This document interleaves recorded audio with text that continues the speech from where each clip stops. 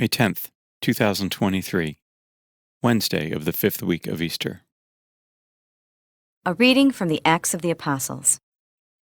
Some who had come down from Judea were instructing the brothers, "Unless you are circumcised according to the Mosaic practice, you cannot be saved." Because there arose no little dissension and debate by Paul and Barnabas with them, it was decided that Paul, Barnabas, and some of the others should go up to Jerusalem to the apostles and presbyters about this question. They were sent on their journey by the church and passed through Phoenicia and Samaria, telling of the conversion of the Gentiles, and brought great joy to all the brethren.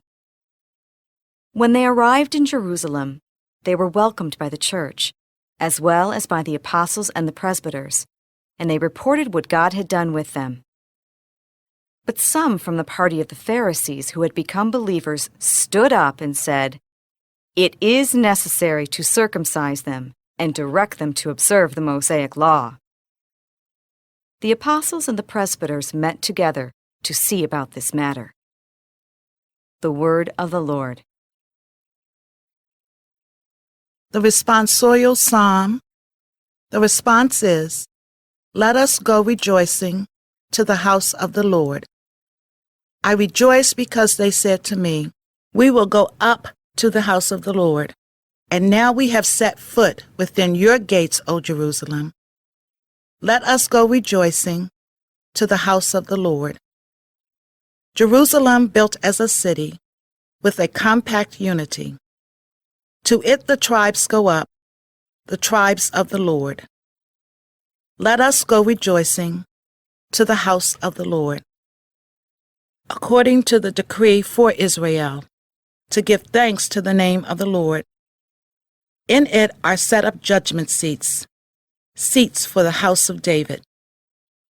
Let us go rejoicing to the house of the Lord." A reading from the Holy Gospel according to John.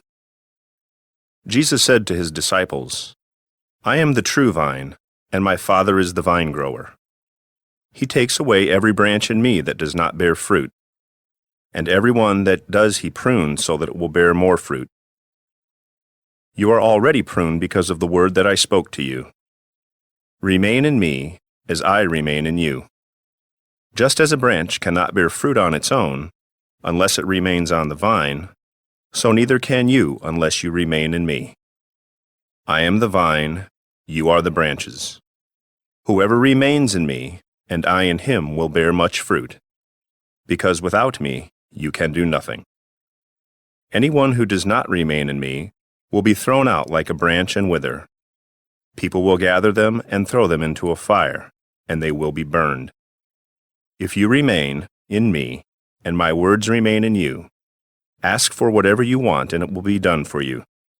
By this is my Father glorified, that you bear much fruit and become my disciples." The Gospel of the Lord.